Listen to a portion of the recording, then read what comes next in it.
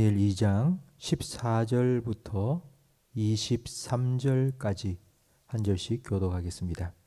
그때 왕의 근위대장 아리옥이 바벨론 지혜자들을 죽이러 나가매 다니엘이 명철하고 슬기로운 말로 왕의 근위대장 아리옥에게 물어 이르되 왕의 명령이 어찌 그리 급하냐 하니 아리옥이 그 일을 다니엘에게 말하매 다니엘이 들어가서 왕께 구하기를 시간을 주시면 왕에게 그 해석을 알려드리리이다 하니라.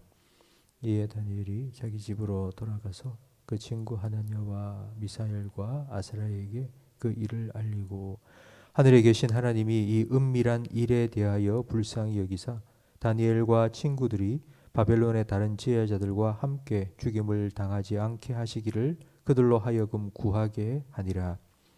이에 이 은밀한 것이 밤의 환상으로 다니엘에게 나타나 보이매 다니엘이 하늘에 계신 하나님을 찬송하니라. 다니엘이 말하여 이르되 영원부터 영원까지 하나님의 이름을 찬송할 것은 지혜와 능력이 그에게 있음이로다. 그는 때와 계절을 바꾸시며 왕들을 패하시고 지혜자에게 지혜를 주시고 총명한 자에게 지식을 주시는도다. 그는 깊고 은밀한 일을 나타내시고 어두운 데 있는 것을 아시며 또 빛이 그와 함께 있도다. 나의 조상들의 하나님이여 주께서 이제 내게 지혜와 능력을 주시고 우리가 주께 구한 것을 내게 알게 하셨사오니 내가 주께 감사하고 주를 찬양하나이다. 곧 주께서 왕의 그 일을 내게 보이셨나이다 하니라. 아멘.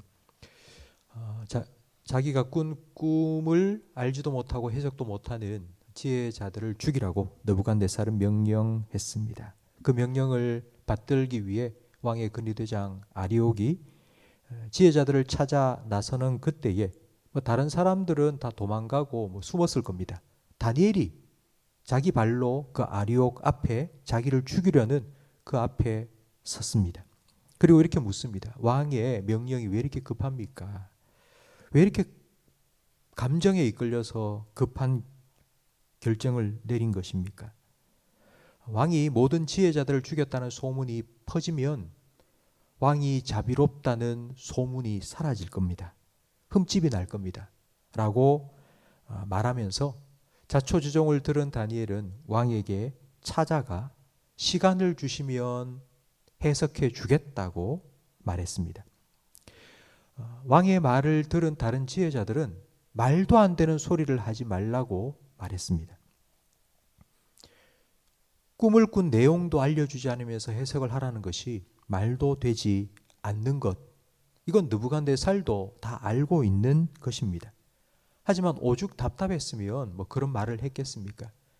이런 느부갓네살 왕의 마음을 잘 헤아리지도 못하고 말도 안 된다고 딱 끊어버린 지혜자들을 향하여 느부갓네살이 분노한 것은 당연합니다. 하지만 다니엘은 하나님 주신 지혜와 명철로 아주 슬기롭게 왕에게 말합니다. 잠언 15장 1절 말씀에 보면 유순한 대답은 분노를 쉬게 하여도 과격한 말은 노를 격동한다고 말씀합니다. 하나님께서 다니엘에게 지혜를 주셨고 다니엘은 그 지혜를 사용하여 느부갓네살 왕으로부터 은혜를 입었습니다. 이게 우리 그리스도인이 이 땅을 살아가면서 지혜를 구해야 되는 참 중요한 이유 중에 하나입니다. 하나님 주신 지혜를 잘 사용함으로 다른 사람과 관계에서 평화를 누리고 다른 사람과의 관계 속에서 어려움을 겪지 않는 것, 이것이 우리가 지혜를 구해야 되는 아주 중요한 이유입니다. 다니엘은 왕에게 시간을 좀 달라 하고 그 시간을 얻었습니다. 시간을 벌었습니다.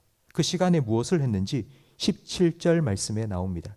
이에 다니엘이 자기 집으로 돌아가서 그 친구들에게 이 일을 알리고 하늘에 계신 하나님이 이 은밀한 일에 대해서 불쌍히 여기사 좀 기도해 달라고 부탁했습니다. 다니엘과 세 친구가 무엇을 기도했을까요? 하나님께서 꿈을 가르쳐 주시고 해석해 주셔서 느부갓네살 왕 앞에서 우리가 높임을 받게 하시고 그렇게 높아져서 하나님 영광을 더 드러내며 살게 해 달라고 이런 기도를 했을까요? 18절 말씀에 계속 읽어보면 무슨 기도를 했는지, 다니엘이 무슨 기도를 했는지 나옵니다. 이 은밀한 일에 대하여 불쌍히 여기사 다니엘과 친구들이 바벨론의 다른 지혜자들과 함께 죽임을 당하지 않게 하시기를 그들로 하여금 구하게 하니라. 그들의 기도의 내용은 이겁니다. 살려달라는 겁니다. 다른 지혜자들과 함께 죽임을 당치 않도록 하나님 우리를 불쌍히 여겨주시고 우리를 살려달라고 기도합니다. 우리가 다니엘서를 읽을 때 다니엘이 아주 특별한 사람이라고 생각합니다. 꿈도 꾸고 지혜도 아주 뛰어났고 그래서 하나님께서 아주 특별한 사람이니 특별하게 들었었다고 생각합니다.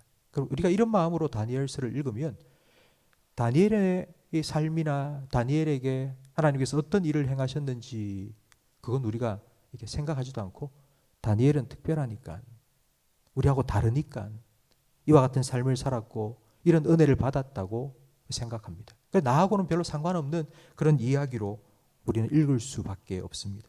그런데 오늘 본문에 다니엘이 왕이 자기를 죽인다는 말을 듣고 친구들과 함께 기도한 그 기도의 내용을 보면 우리와 다를 바가 없습니다. 그냥 불쌍히 여겨주십시오. 우리를 살려주십시오. 우리가 함께 죽지 않도록 좀 도와주십시오라고 우리와 똑같은 기도를 하고 있습니다. 다니엘이 대단한 사람이라고 생각했는데 그렇지 않습니다. 우리와 다를 바 없는 우리와 똑같이 살려달라고 기도하는 그냥 우리와 같은 사람일 뿐입니다.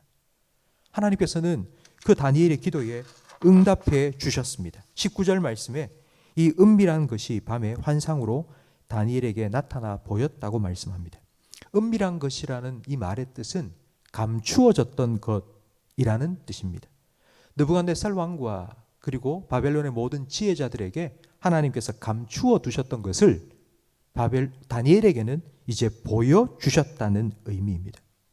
하나님께서 다니엘의 기도에 응답해 주셨습니다. 그리고 바벨론 왕 느부갓네살이 꾼 꿈과 그 해석을 가르쳐 주셨습니다. 그 후에 다니엘의 반응이 어떠했을까요? 신받다! 라는 이런 마음처럼 느부갓네살에게 달려가서 왕의 꿈은 이런 내용이고 그 해석은 이렇습니다. 라고 왕에게 달려가지 않았습니다. 제일 먼저 한 일은 19절 마지막에 나온 것처럼 다니엘이 하늘에 계신 하나님을 찬송한 것입니다. 선물을 받으면 선물을 받고 그 선물에 취하여서 너무 좋아서 선물을 준 사람을 잊어버리는 경우가 많습니다. 기도를 하면 그 기도에 응답이 너무나도 나에게 필요한 것이기 때문에 그 응답을 받고 나면 이제 문제가 해결되었다고 너무 기뻐서 그 응답 주신 분 하나님을 잊어버리는 경우가 참 많습니다. 다니엘은 제일 먼저 하나님께 감사합니다. 그리고 하나님을 찬양합니다. 그 하나님이 21절 말씀에 나오는 것처럼 그는 때와 계절을 바꾸시며 왕들을 폐하시고 왕들을 세우시며 지혜자에게 지혜를 주시고 총명한 자에게 지식을 주시는 하나님이라고. 왕을 세우기도 하고 폐하기도 하고 나라의 흥망성쇠를 하나님께서 주관하시는 분이라고 그렇게 하나님을 찬양하고 있습니다. 느부갓네살의 칼 앞에서 살려달라고 기도했던 다니엘이 세상 역사를 주관하시는 하나님 앞에 섰습니다. 여러분 이게 어떤 의미인지를 생각해 보십시오. 그렇게 원하던 기도 응답을 받은 것으로 만족한 것이 아니라 그 응답을 주신 하나님을 만난 것입니다. 다니엘의 기도의 응답은 왕이 꾼 꿈의 내용과 해석을 알게 된 것, 이 정도가 아니고 그 꿈을 꾸게 하신 분, 그리고 그 꿈의 내용을 알려주시고 그 꿈대로 이루시는 하나님을 만난 것이 다니엘의 응답입니다. 내 기도에 응답하신 하나님을 만난 확신을 다니엘은 갖게 된 것입니다. 성도 여러분, 이 확신은 다니엘이 앞으로 70년 동안 바벨론에서 살아가는 동안 그에게 얼마나 큰 자신감이 되었겠습니까? 바벨론을 살아가는 그리스도인으로 하나님께서 내 기도 들으시고 내 기도에 응답하셨다는 확신을 가지고 살아가는 다니엘의 모습, 그 누구에게 주눅 들겠습니까? 왕 앞에 서서도, 왕 앞에서도 담대하게 하나님께서 이렇게 말씀하셨다고 이야기할 수 있는 그와 같은 믿음을 하나님께서는 다니엘에게 주신 것입니다. 느부갓네살 왕보다도 더 크고 위대하신 하나님, 더 강하고 크신 하나님을 다니엘은 만났습니다. 우리가 앞에서 찬송가 406장을 함께 찬양했습니다. 주의 영원하신 발 나와 함께 하사 나를 붙들어 주시니, 항상 나를 붙들어 주시니 내가 요동치 아니할 것이라고. 성도 여러분, 하나님께서는 우리 기도를 들으십니다. 그리고 우리 기도에 응답해 주십니다. 우리가 그 하나님 앞에 지금 서 있습니다. 여러분은 그 하나님을 만나기 위해서 이 자리에 나오셨고, 그 하나님께서 내 기도 들으신다는 믿음으로 이 자리에 나오셨고, 하나님께서는 그 기도에 응답해 주실 것이라는 믿음으로 이 자리에 나오셨습니다. 그 하나님이 나의 하나님이고 여러분의 하나님이십니다. 여러분, 이 믿음을 가지고 사십시오. 하나님께서 언제나 나를 사랑하셔서 나와 함께 하시며 내 기도에 귀를 기울이시고 내게 응답 주시는 분이라는 사실을 여러분 확신하며 사십시오. 그런 자신감을 가지고, 그런 담대함을 가지고 살아가시기 바랍니다. 하나님의 영원하신 팔로 항상 나를 붙들고 계시니 내가 요동치 아니할 것이라고. 이것이 여러분의 믿음이 되고 이 땅을 살아가는 담대함이 되기를 주님 이름으로 축원합니다. 기도하겠습니다. 하나님 아버지, 우리가 하나님 앞에 섰습니다.